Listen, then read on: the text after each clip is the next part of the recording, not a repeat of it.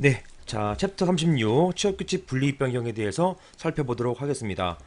자, 드디어 이제 서버가 나왔어요. 정말 너무너무 죄송스럽습니다. 미리 뭐 말씀을 드렸습니다만 작년도 2017년도 국회 입법을 기다리다가 뭐 입되지도 못했는데 결국은 시간이 늦어버렸고요. 그 다음에 1월 달이 출판사에서 출판이 가장 많은 달이라 하더라고요. 그래서 저희가 진짜 순위에 좀 밀렸습니다. 그래서 정말 너무나 죄송스럽게도 여러 가지 사정 때문에 출판이 늦어진 점 죄송한 뭐 마음입니다. 너무 죄송하고요.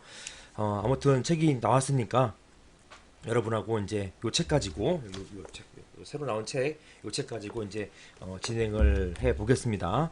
사실은 이 서브는요, 저희가 그 1기를 목적으로 한 것은 아니었어요. 2기부터를 목표로 한 것이었습니다. 많은 분량의 교재 가지고 한번 1기 때는 차근차근 보시고 이제 2, 3기 그다음에 막판까지 이 서브책 가지고 정리해 간다. 뭐 이런 개념으로 만든 것이라서 사실은 일기 하기는 조금 시기상조가 아닌가 싶습니다만 상당수의 수험생님들께서 일기부터 서브 가지고 반복해서 보시더라고요. 그래서 뭐 어떤 분은 서브 뭐 100회독을 했다 이런 분도 심지어 계세요. 막판에는 30분의 1회독 뭐 이러한 분도 계셨고요. 합격생 중에서 이런 분들이 계셨기 때문에 이제 뭐 그냥 이왕 보실 거 일기 때부터 빨리 보셔서 회독수를 높이는 것도 필요하다고 생각이 들었고요. 그리고 또 혹시라도 이거 써보 보시다가 궁금하신 분들은 오히려 그때 역으로 교과서나 두꺼운 교재로 돌아가서 그 부분을 확인해 가시는 게 오히려 효율적 공부가 아닌가 싶어서 일기 때부터 이 서브로 이제 공부하게 되었습니다. 요지는 너무 늦은 건 아니다. 제가 원래 이 저자의 의도 자체가 2기 때부터 보는 것을 목적으로 했기 때문에 지금 보셔도 늦은 것은 아니다. 이렇게 보시면 되겠습니다. 그리고 또 뭐 기존부터 써보 보셨던 분들은 이제 이거 새롭게 보시는 거 전혀 문제가 없을 거라고 생각이 됩니다. 이게 또 여러분 보시다 보면은 조금 그 의아한 부분이 있어요. 그 종전 서버 보시는 분들 같은 경우는 페이지가 한 300 페이지 정도, 330페이지 정도였는데 이게 한 무려 100페이지 정도가 늘었어요. 그래서 이게 분량이 있는 건 아니에요. 저도 이거 이 부분을 제가 미처 출판사에게 딱 제안을 하지 못한 게 좀 아쉽긴 한데요. 작년 거는 이 편집의 차이입니다. 작년 판 같은 경우는 보시는 것처럼 이 작년판 가지고 있는데 보시는 것처럼 여기 그 위 여백이 없어요. 거의 위 여백이 거의 없이 편집을 했고요. 금년도 판에는 여백이 엄청나게 늘었습니다. 이렇게 여기 보시는 것처럼 위아래 여백 있잖아요. 여백이 엄청나게 늘어난 것 때문에 이 부분이 이제 그 페이지에 영향을 줬습니다. 그래서 분량이 크게 늘지 않았거든요. 게다가 또 심지어는 제가 그 기존 서브에서 작년판까지 서브 3판까지 내용 중에 뺀 부분도 있어요. 뺀 부분이 있고 물론 추가한 부분도 많이 있습니다만은 크게 다르지 않을 거라 생각이 됐는데 페이지가 확 늘어버려가지고 혹시 페이지 때문에 부담되시는 분이 계실까봐 이건 내용은 늘지 않았다. 크게 늘지 않았다. 다만 편집 때문에 이렇게 보일 뿐이다. 착시 효과라고 생각하시면 되겠습니다. 그래서 너무 부담 갖지 마셨으면 좋겠다 이런 말씀을 드리고 싶습니다. 제가 좀 지난판까지 제가 딱 분량을 정해서 최대한 300페이지에서 끊으라라고 이제 제가 말씀을 이제 출판사 측에 드렸는데 올해 제가 그걸 말씀을 드리는 것을 잊었더니만 그냥 이쁘게 만든다고 만들어가지고 페이지를 확 늘려버렸습니다. 그래서 이런 점 여러분께서 널리 양해해 주셨으면 좋겠습니다. 뭐 페이지가 늘었다고 해가지고 뭐 비용을 특별하게 막 많이 받고 그런 건 전혀 아니에요. 비용은 뭐 대동소이하게 뭐좀뭐 거의 안 늘렸어요. 뭐 이렇게 됐습니다. 자, 아무튼 그런 부분이 있어서 이제 취업규칙 분립 변경인데 이게 이제부터는 하이라이트예요. 금기법 개발법의 하이라이트 부분이기 때문에 이때부터 이제 마침 서브로 준비하게 되었습니다. 제가 이제 강의를 쭉 하다가 19일 정도부터 한 2박 3일 동안에 제가 그 농촌 봉사 활동을 다녀왔어요. 그래서 그 기간 동안 제가 이제 그 미리 찍어 놓은 것만 잠깐 올리고 나머지 강의가 좀 이제 그때부터 올려야 되는데 조금 더딘 부분이 있는데 어쨌든 마침 책도 나왔고 해가지고 이거 가지고 좀 준비하도록 하겠습니다. 전혀 늦은 것 없다 이렇게 보시면 되겠고요. 그 다음에 여러분들 혹시라도 이제부터 이제 강의 들으시는 분들 이 강의가 이제 향후에 어떻게 할 거냐 하면요. 강의에서 부족한 부분이 있으면 제가 이 강의를 다시 이제 업데이트 시킬 겁니다. 그래서 특별하게 업데이트 시킬 부분이 없으면 그냥 넘어가고요. 뭐 2기든 3기든 새로운 강의 뭐 업데이트할 내용이 있으면 그 본 동영상 밑에다가 업데이트된 동영상을 다시 실어 넣을 거예요. 그렇게 해서 여러분이 업데이트 이제 판례가 업데이트 되겠죠. 그리고 학설들이 논의되는 것들이 더 이슈가 된 것들이 있겠죠. 이런 것들에 대해서 제가 추가적으로 업데이트를 해서 여러분이 이 동영상만 보시더라도 크게 시험에 있어서 불이익당하지 않게끔 말씀을 좀 드리겠습니다. 그리고 저희가 지금 스터디가 있어요. 스터디 제가 뭐 누차 이제 카페에 올립니다. 스터디 멤버들에 대한 이야기도 하고 그 다음에 또 정기 모임도 갖고 하는데요. 여러분들 제가 이제 실강의 할 때는 제가 정기적으로 모여서 서로 자료 공유하고 정보 공유하고 실제 스터디까지 같이 하게끔 해드렸는데 제가 시간 관계상 도저히 실무까지 나갈 수가 없어서 여기서 공부하는데 여기서 이제 제가 이제 인강으로 대체하는 대신에 정보를 통해서 스터디원들끼리 정보 공유할 수 있게끔 제가 이제 만들려는 드렸습니다. 그래서 이제 계속 가급적이면 시험 즈음에서는 못 모일 테니까요. 그 전에 정보가 한참 공유될 때 적어도 2기 자료, 3기 자료까지는 전부 공유할 수 있게끔 그렇게 해드려서 비단 저의 어떤 강의나 저의 어떤 그 문제뿐만 아니라 신림동에 계신 이제 여러분 주 메인 어떤 강사님들 그리고 또 교수님들 사례집 이런 것들 다 풀어보셔가지고 여러분이 적어도 합격생들 중에 꼴찌보다는 잘할 수 있게끔 제가 그렇게는 만들어 드리겠습니다. 믿고 따라오시면 되겠습니다. 그리고 이번에 제가 농활 갈 때 그 박찬훈 강사님하고 같이 갔어요. 박찬훈 강사님은 이제 행정정손법 서브 제가 그것도 이제 새롭게 업데이트 시킬 겁니다. 기존의 서브가 판례가 많이 이제 나와 있지 않고 또 많은 요구가 있으셨어요.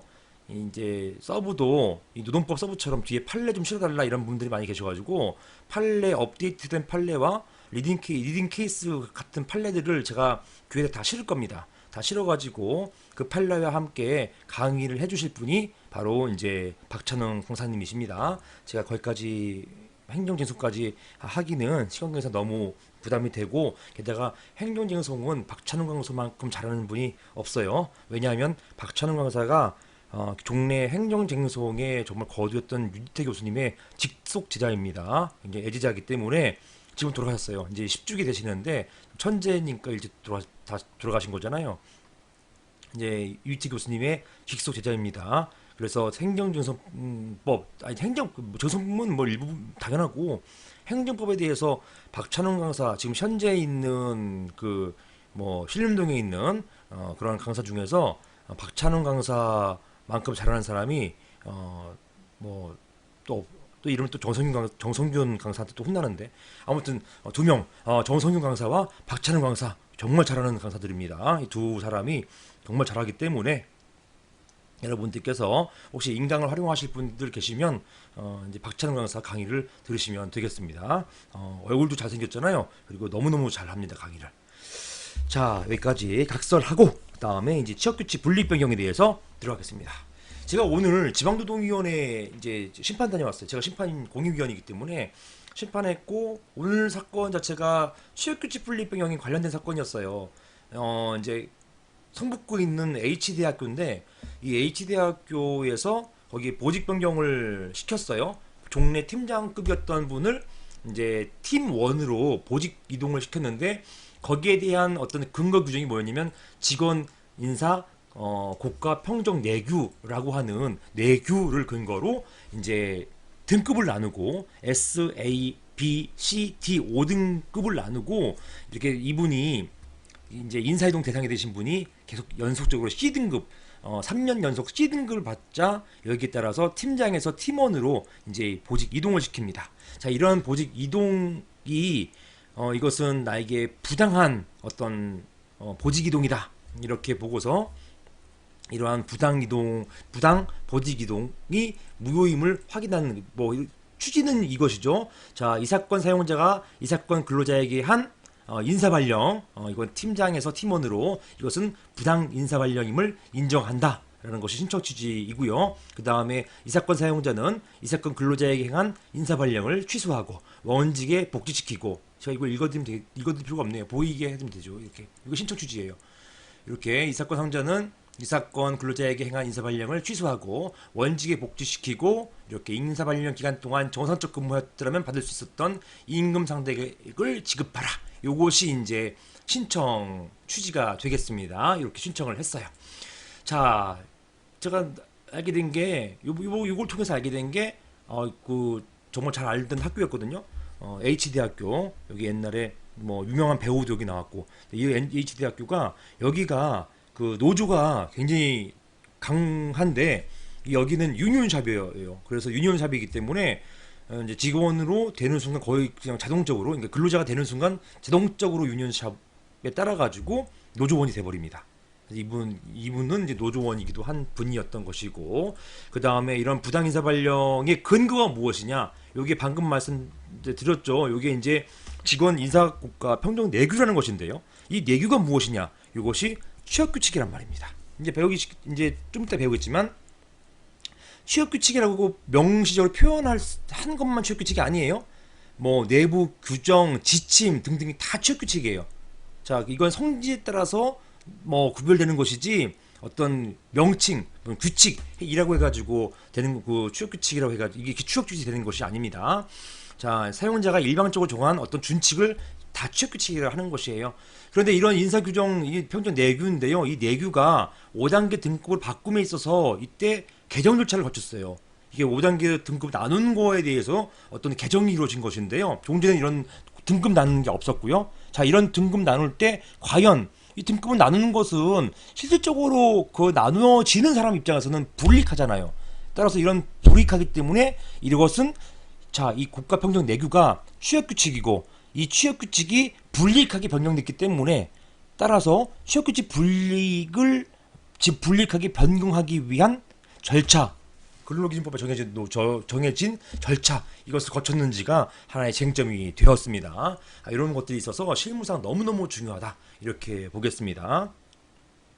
여기에다가 이제 뭐 전보에 대한 문제, 그다음에 유니온샵에 대한 문제, 이런 것들이 한 개 딱 섞여가지고 하나의 이제 사건이 풀려지게 되는 것이죠. 여러분들께서는 아직은 뭐 노무사 되시면은 이런 문제 사안들을 풀어내실 거예요. 내셔야 되는데 그 전까지는 각각 하나하나의 쟁점만이라도 정확하게 알고 계시면 되겠습니다. 자, 보시겠습니다. 자, 취업규칙의 의미, 법적 성질. 자, 취업규칙이 뭐냐? 요거예요. 명칭이 취업규칙이라 쓰지 않습니다. 다 항상 이렇게 직원, 보시는 것처럼 이렇게 직원 인사 국가 평등 내규 이렇게만 쓴단 말이에요. 이런 식으로. 이게 바로 취업규칙입니다. 즉 뭐냐? 근로자들에게 획일적으로 적용되는 임금, 근로시간, 기타 근로조건 또는 복무규에 관해서, 그 다음에, 자, 이게 중요합니다. 사용자가, 그 다음에 일방적으로 정하는 준칙, 무조건 암기하셔야 돼요. 자, 사용자가 일방적으로 정하는 준칙, 이것이 취업규칙이다 라는 것입니다. 자, 이 법적 성질에 대해서는요, 자, 이 취업규칙이 일방적으로 정하는 준칙이고요, 일방적으로 정해놓은 이 준칙에 근로자는 따라야만 돼요. 이게 이상하다는 말이에요. 사용자가 어떤 계약, 그 근로자 동의도 없이 사용자가 정해놓은 거, 자, 우리 회사는 몇 시에 출근 시간이고 몇 시가 퇴근 시간이다. 9시가 출근 시간인데 어떤 근로자가 자기가 오자마자 막 10시 출근하고 12시 출근하고, 이거 안 되는 거예요.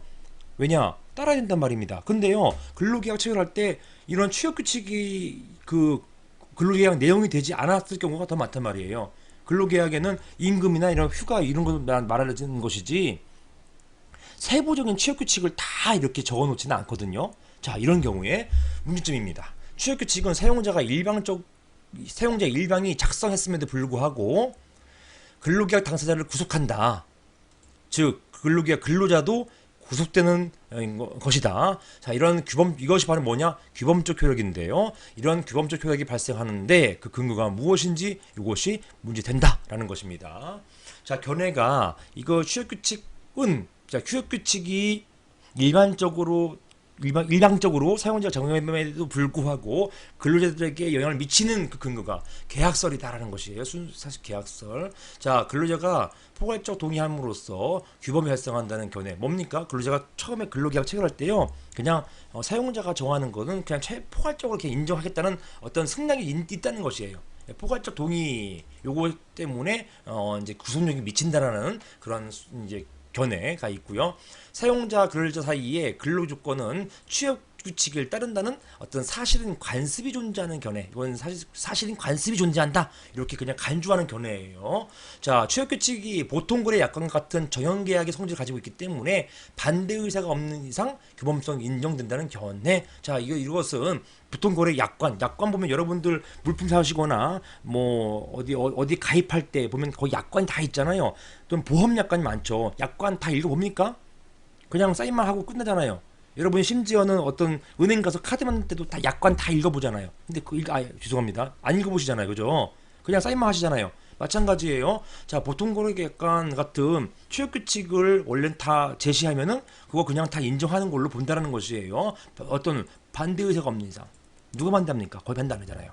반대 의사가 없는 이상 규범성 인정된다는 견해, 이게 주형계약설이 있는데 사실은 법규범설 이것이 타당하다. 왜? 근기법에 97조가 취업규칙에 구별령을 부여했기 때문에 당사자를 구속한다는 견해가 되겠습니다. 자, 근로기준법 한번 찾아봐야죠. 한번 찾아보시면, 한번 찾아보겠습니다. 근기법 제97조 다 같이 한번 저랑 같이 찾아줘 보시죠. 자, 97조 보시면 뭐라고 되어 있습니까? 자, 취업규칙은 9장이 있어요. 자, 93조에 있습니다. 해고가 23조에 있다고 지금 우리 배우는 게 해고 이전에 배우기 때문에 취업규칙을 23조 이전에서 막 찾으시면 안 돼. 이건 처음 공부하시는 분들이 얘기예요. 취업규칙은 뭘 떨어져 있다. 자, 93조에 별도로 떨어져 있다.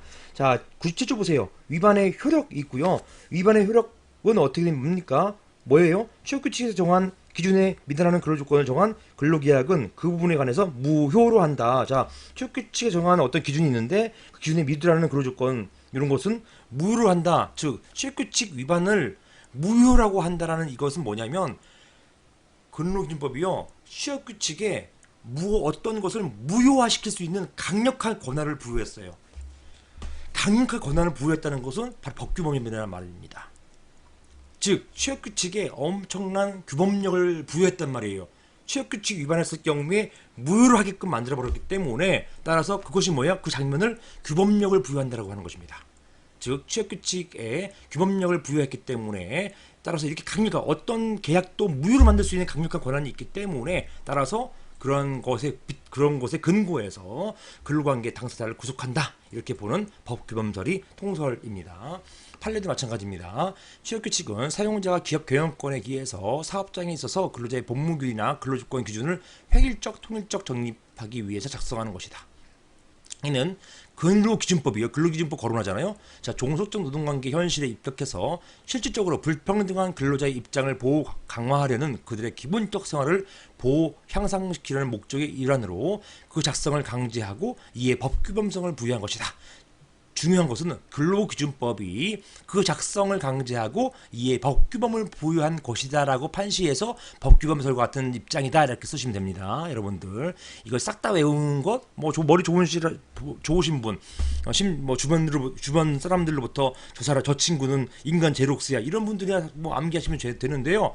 도저히 암기가 안 된다. 그냥 부동식 변호사처럼 그 암기 안 하고도 붙고 싶다라고 하시는 분들은 저는 암기 못했어요. 머리가 안 들어가서 제가 붙을 당시 나이는 이미 30대가 훌쩍 넘은 때라 가지고 도저히 암기를 해서 붙을 수 있는 나이가 아니었습니다.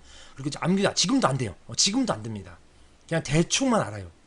따라서 그냥 저처럼 붙고 싶으신 그냥 무난하게 붙고 싶은 분들은 굳이 막 통암기 뭐 판례 암기 때문에 스트레스 받지 마시기 바랍니다. 이런 취지를 잘 암기하고 몇 가지 키워드만 잘 쓰시면은 이제 충분히 득점합니다.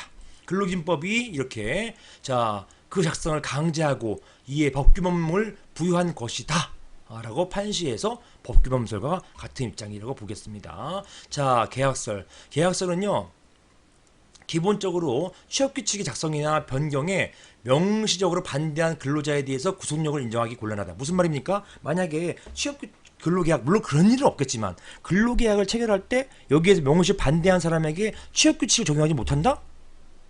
만약에 근로계약 체결했어요. 거기에 대해서 근로계약에 취업규칙을 따른다는 규정이 있는데 그걸 안 따르겠습니다라고 했을 때 그런 경우에 그 근로자 그럼에도 불구하고 채용됐다 쳐요. 그 근로자에게 취업규칙 적용 안 합니까? 그 근로자는 마음대로 근로시간 어겨도 되는 거예요? 아니거든요. 그런 사람에게조차도 취업규칙은 미치게 된단 말이에요. 성질이 그렇습니다. 따라서 그런 근로자에게 구속력을 인정하기 곤란하다. 물론 이제 그런 예는 없겠죠. 뭐 명시적으로 그 취업규칙 안 따르겠습니다라고 하는 사람을 누가 채용합니까? 그렇게 하지만 이제 이론상으로 그렇다는 거예요. 이렇게 명시에 반대한 근로자가 만약에 채용됐다. 그 사람에게 취업규칙 적용 안 되냐? 아니다. 적용된다는 것이에요. 따라서 이것은 계약설로는 설명할 수가 없습니다. 그에 따라서 취업규칙이 획일적 기능이 상실될 수 있다. 결론적으로 법규범설 타당하다라고 되는 것입니다. 자, 다음으로 취업규칙 변경과 효력. 이거는 항상 시험 문제에 나왔던 부분들이에요. 자, 취업규칙의 변경. 자, 근기법은요 사용자의 취업규칙에 대해서 일방적 작성, 변경 권한을 인정한다라는 것입니다. 실제 인정해요. 자, 보시면은 94조에 있습니다. 1항 보시면 사용자는 취업규칙의 작성 또는 변경에 관해서 해당 사업 또는 사업장에 근로자의 과반수로 조직된 노동조합이 있는 경우에는 그 노동조합, 근로자의 과반수 조직된 노동자가 없는 경우에는 근로자 과반수의 의견을 들어야 한다. 이거는 뭐예요? 이거는 유리한 변경을 말하는 것입니다. 유리하거나 그냥 특별하게 불리하지 않은 변경을 말하는 것이에요. 즉 이렇게 작성 및 변경 권한을 인정했어요. 그럼에도 불구하고 근로자 보호를 위해서 취업규칙 작성 시 근로자 과반수 의견 정치 동의 절차 규정을 두고 있습니다. 문제는요 분리입 변경 시가 문제예요. 취업규칙을 분리입 변경할 경우에 단서입니다. 94조 1항 단서. 다만 취업규칙을 근로자에게 불리하게 변경하는 경우에는 어떻게 합니까? 아까는 과반수의 의견을 들어야 한다는데요. 그 다음에는요. 그 과반수의 동의를 받아야 한다. 의견 듣는 거하고 동의하고는 다르죠. 동의하려면 각자 동의 어떤 사인이라든가 동의했다는 것이 입증이 돼야만 되는 것이에요. 보시는 것처럼 취업규칙 변경에 대해서 적법한 동의가 있으려면 동의가 있어야 되는 것이고요. 만약에 동의가 없는 불이익 변경은 어떻게 합니까? 판례가 무효로 보고 있습니다. 매우 강력한 효력이 있는 것이죠. 자, 이거는 동의 받아야 한다. 즉 94조 1항 단서 위반 시에는요 무효로 만들어요. 따라서 이 단서 1항 94조 1항 단서는 가행 규정이다, 단수 규정이다. 그렇죠. 강행 규정이죠. 강행 규정. 자, 취업규칙 분립 변경에 대해서 적법한 동의가 있으려면 분립 변경 내용에 대해서 근로자들이 주재할 수 있도록 적당한 방법의 공고 절차가 존재해야 되고 근로자들이 회의를 개최해서 분립 변경 내용에 대해서 찬반 의견을 교환해야 된다는 것이고 분립 변경에 대한 집단적 찬성의 것이 요구된다 이고요. 만약에 이런 것 없을 경우에는 효과가 무엇이다?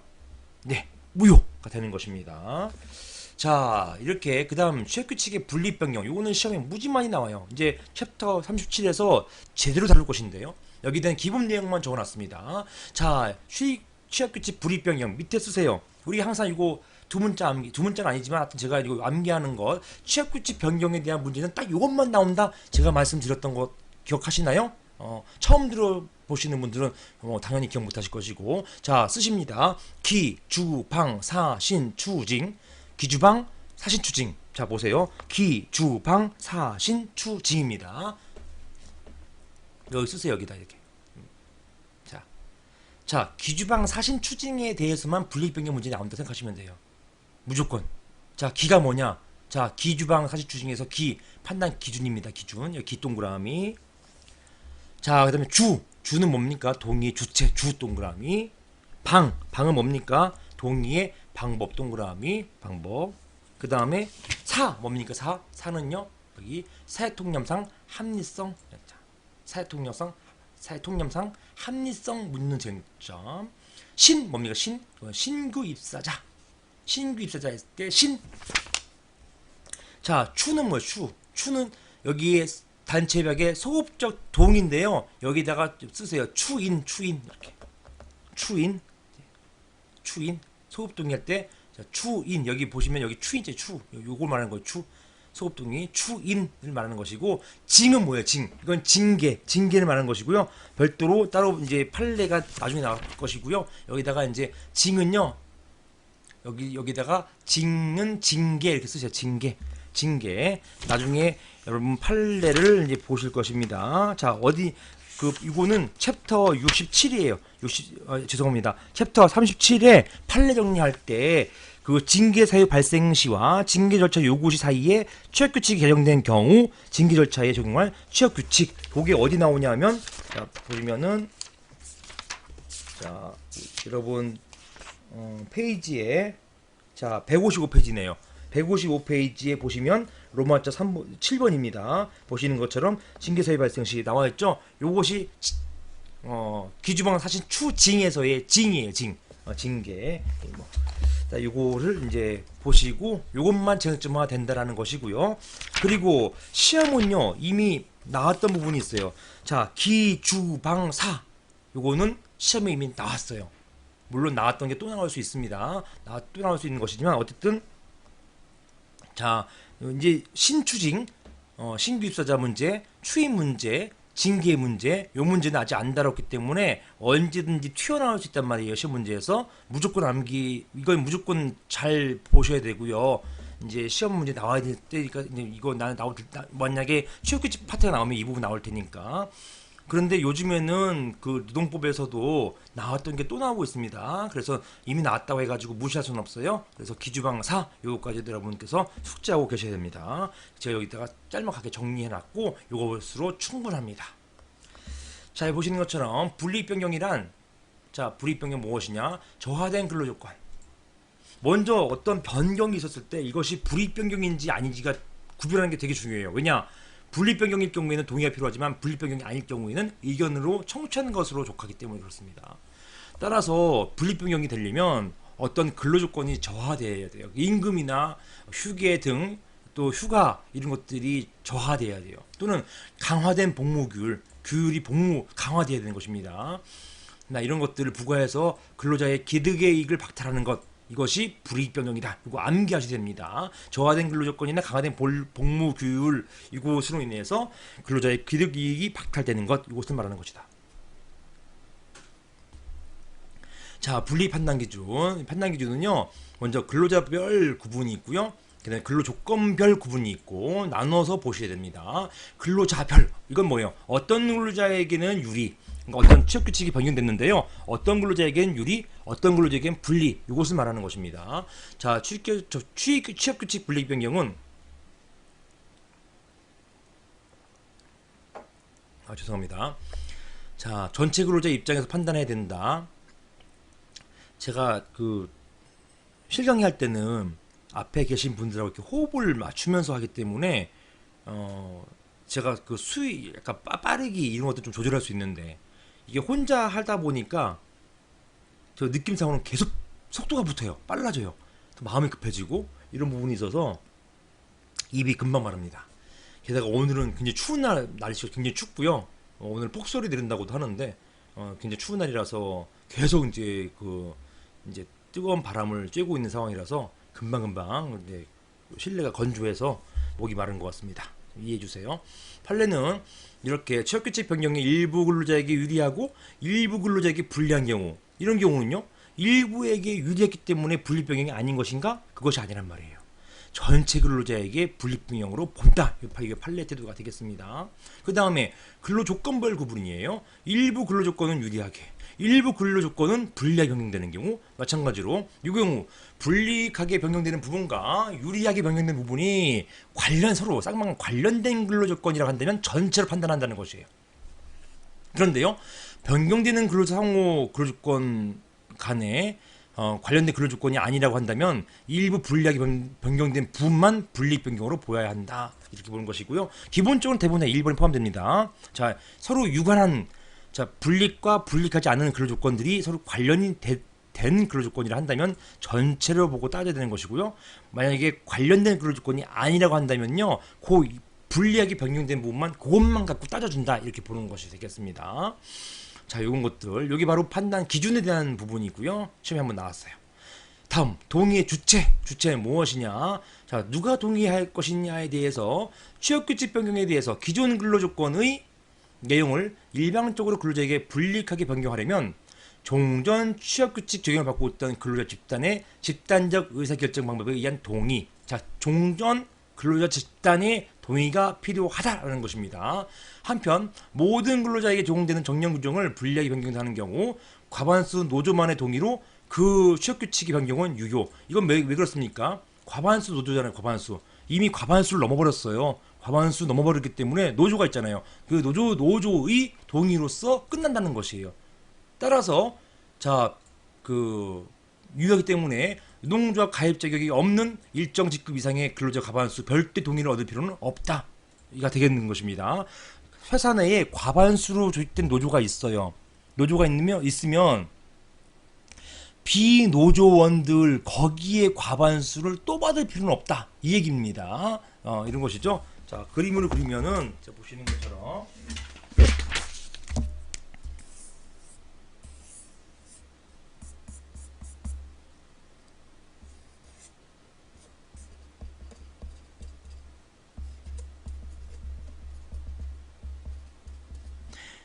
자, 회사에요. 보시는 것처럼 자, 회사 안에 자, 그림 크기로 이제 인원수에 맞게끔 그려놨어요. 이미 과반수 노조, 면적이 과반수가 넘었잖아요. 과반수 노조가 있고 비노조가 있단 말입니다. 조금 이 경우에 과반수 노조의 동의만 얻으면 되는 것이지 별도의 비노조원들의 어떤 과반수를 또 얻을 필요는 없다. 이것을 말하는 것입니다. 그 다음에 이원화된 취업규칙의 경우 이런 그 이원화된 취업규칙인 경우는 또 어떤 겁니까? 뭐 그 근로자의 어떤 성질에 따라서 나누는 거죠. 정규직과 비정규직 이렇게 나누는 것이고요. 그 다음에 뭐 계약직과 어떤 영업직과 상근직 이런 것들 안에서 상근하는 부분들 이런 부분들 이렇게 나누는 것 이런 것들을 말하는 것이고요. 이런 이원을 그 부분들 따로따로죠. 그 다음에 이제 그 청소하시는 분들과 일반적 근무하시는 분들 이거 좀 다르잖아요. 이것이 사무직인 분들하고 이런 부분들 각각 이원화된 취업규칙의 경우에 취업규칙 규정이 적용받는 근로자 동의로 족하다. 즉 어떤 청소 노동자에 대해서만 적용되는 취업규칙. 이분들은 좀 일찍 나오셨다가 아주 일찍 나오셨다가 일찍 퇴근하시잖아요. 이런 부분들 퇴근 시간이 다르단 말입니다. 이런 분들에 대한 취업규칙과 사무직에 대한 취업규칙은 별도 구별해 가지고 각각 그 해당 근로자의 동의로 족하다. 이것이 되겠습니다. 자, 답은 요게 시험 나왔어요. 다른 근로자 집단의 적용이 예상되는 경우 이렇게 원래 여러 근로자 집단이 하나의 근로조건 체계 내에 있어서 비록 취업규칙 분립 변경 시점에는 어느 근로자 집단만이 직접적 불이익을 받는다 하더라도 다른 근로자 집단에게도 변경된 취업규칙의 적용이 예상되는 경우 이런 경우에는 일부 근로자 집단은 물론 장래 변경된 취업규칙의 적용이 예상되는 근로자 집단을 포함한 근로자 집단이 동의 주체가 된다. 이따가 나중에 이 판례 보실 거예요. 즉, 자, 회사에서 1급부터 4급 이게 관리직이고요. 그 다음 나머지 그 1급부터 3급까지 그 다음에 4급부터 그 이하까지 이걸 구별한단 말입니다. 그래서 자, 1급부터 3급까지의 어떤 분립 변경, 즉 정년을 축소시킨단 말이에요. 축소시킬 때 자, 4급인 노동자가 1급부터 3급에 적용되는 취업규칙의 어떤 분립 변경이다라고 주장할 수 있는가에 대한 문제가 생겼을 때 판례는 뭐라 봤냐면 4급인 근로자를 하더라도요, 이 사람이 승진하면 3급으로 올라가거든요. 그럼 장차 자기도 이런 취업규칙의 적용을 받을 거란 말이에요. 따라서 자신도 나중에 이런 불리하게 변경된 취업규칙이 적용이 예상되기 때문에 그런 사람도, 즉 4급 이하인 사람도 이런 그 1급부터 3급까지의 취업규칙이 분립 변경으로서 동의가 없었기 때문에 무효이다, 이런 주장을 할 수 있다, 이렇게 보았던 것입니다. 그것을 말하는 것이에요. 자, 이것이 동의의 주체가 되는 것입니다. 따라서 1급부터 3급만의 어떤 분리하게 변경된다 하더라도 4급 이하의 근로자들에게도 동의를 받아야 된다는 얘기가 되겠습니다. 매우 중요한 판례가 되겠습니다. 자, 동의 방법. 이것도 시험에 나왔어요. 방법. 동의 방법에 대해서는 별도 정함이 없어요. 다만 사용자의 개인 내지 간섭 없이 근로자가 자율적 의사에 터다봐서, 자, 중요합니다. 동그라미 치세요. 집단적 회의 방식. 자, 또 하나 치세요. 상호간의 의견 교환. 이렇게. 또 하나 치세요. 전체적 취합. 이게 매우 중요합니다. 집단적 회의 방식. 그 다음에 근로자 간의 상호간의 의견 교환. 그 다음에 전체적 취합. 만약에 요거 안 하면 무효로 보고 있어요. 무효로. 자, 이거 반드시 됩니다. 집단적 회의 방식, 상호간의 의견 교환, 전체적 취합. 요거 이런 방식이 허용되는 것입니다. 만약에 과반수 노동조합이 있는 경우에 노동조합의 동의는 법령이나 단협 또는 노동조합의 규약 등에 의해서 조합장의 대표권이 제한됐다고 볼 만한 특별한 사정이 없는 한 조합장이 노동조합을 대표하면 끝난다는 것이에요. 조합장이 사인하면 끝이에요. 그 조합장은 나중에 그 조합에서 해임하는 한이 있다 하더라도 조합장이 사인해버리면 끝입니다. 자, 이런 따라서 별도로 노동조합 근로자의 과반수 동의를 또 얻어야 하는 것은 아니다. 이것이 되겠습니다. 자, 이렇게 법은요, 과반수 노조가 있는 경우와 노조가 없는 경우를 구별하고 있어요. 노조가 있으면 노조가 사인하면 된다는 거예요. 정확하게는 노조의 조합장이 사인하면 된다는 것이에요. 노조 조합장이 동의하면 된다는 것이에요. 만약에 노조가 없는 경우는요, 자, 이런 없을 경우에는 근로자들이 회의 방식에 의한, 아까 집단적 회의 방식이라 했잖아요. 집단적 회의 방식에 의한 과반수 의견 교환해서 그 다음에 아까 뭐였습니까? 자, 전체적 취합하는 방식, 이런 방식을 해야 된다는 것이에요. 회의 방식에 의한 동의라가 무엇이냐? 사업들은 사업장에서 기구별, 단위 부서별로 사용자 측의 개입이나 간섭이 배제된 상태에서 주로 이제 요거 동의서 받을 때 거기에 상무님이나 관리자가 뒤에 뒷짐지고 이렇게 본단 말이에요. 요거 간섭이냐 아니냐? 이게 문제, 판례가 있습니다. 이런 거 가지고는 뭐 개입이라 보지는 않았어요, 결론적으로. 아무튼 그때 이런 회의 방식이 뭐냐? 사용자가 개입하거나 간섭이 배제된 상태에서 근로자가 의견 교환해서 찬반 집약한 후 이를 전체적으로 취합하는 방식. 요것이어야만 된다는 것입니다. 요게 아까 봤던 요게 이런 거가 똑같은 내용입니다. 이렇게. 자, 이게 과반수 노조가 없는 경우예요. 따라서 노조가 있으면 노조가 없으면 과반수 노조가 없는 경우에는 이런 방식을 취해야 된다라고 하는 것이고요. 그럼에도 불구하고 한 3년 전 그 노무사 시험에는 글쎄 과반수 노조가 있었어요. 노조가 있었는데 노조가 거부를 하자 사용자가 그 뒤로 노조원들 개별집을 접촉해가지고 동의를 받아냈단 말입니다. 이 경우 유효한 것이냐? 이게 문제됐어요. 근데 이때 문제가 있어요. 과반수 노조가 동의 안 했으면 거기서 끝내야 되는 거거든요. 그러면 여러분이 이거 과반수 노조가 있었기 때문에 노조 동의가 없었기 때문에 그럼에도 불구하고 변경된 취업규칙은 무효다라고 쓰면 답안지 쓸 게 없습니다. 이 문제가 그때 제가 볼 때는 잘못된 문제예요. 이렇게 노무사 시험 문제를 이렇게 성의 없이 내는 게 정말 좀 안타까운 같긴 한데요. 뭐 점점 나아지고는 있습니다. 그런데 그때는 분명 잘못된 거예요. 문제가 과반수 노조가 있으면 더 이상 그럼에도 불구하고 노조가 거부했으면은 변경된 취업규칙 무효가 되는 게 맞는데, 그 문제는 그럼에도 불구하고 그것을 만약에 그 차치하고 또는 유효라 본다 하더라도 과반수 노조가 없는 경우처럼 노조원 개별해서 이런 집단적 회의 방식에 의한 어떤 동의, 이걸 받을 수 있는지 이 쟁점을 써주라는 문제가 그 문제였습니다. 그래서 사실은 이 주관식 문제가 상당히 애매한 게 있어요. 이렇게 성의 없이 만드는 문제 같은 경우는요, 만약에 거기서 그 제대로 한번 써버리는 거 뭐예요?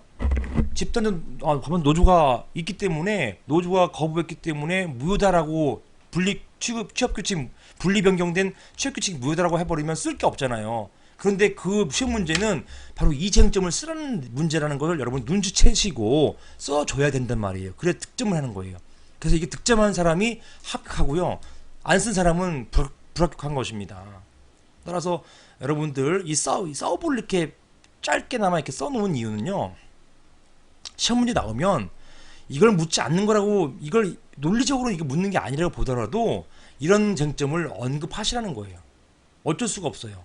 만약에 이거 언급 안 하면 점수가 모자랍니다. 논리상 맞을지라도 점수가 모자라서 탈락하는 불상사가 생기기 때문에 전 같은 기존에 출제된 시험 같은 그런 약간 논리적으로는 좀 부당한 그런 시험이라 하더라도 여러분이 이거는 눈치채셔야 돼요. 이거는 이러한 쟁점을 쓰라는 것이구나. 사용자가 근로자 개별 접촉해서 동의서를 진구한 것, 요거는 안 되는구나. 왜 안 되냐? 판례가 이렇게 집단적 동의 방식을 요구했기 때문에 이런 쟁점을 쓰라는 것이구나. 이렇게 이걸 여러분께서 눈치채시고 어쩔 수 없이 써주셔야 됩니다. 논리만 따질 수는 없어요. 자, 여기까지 보시고 연이어서 보겠습니다.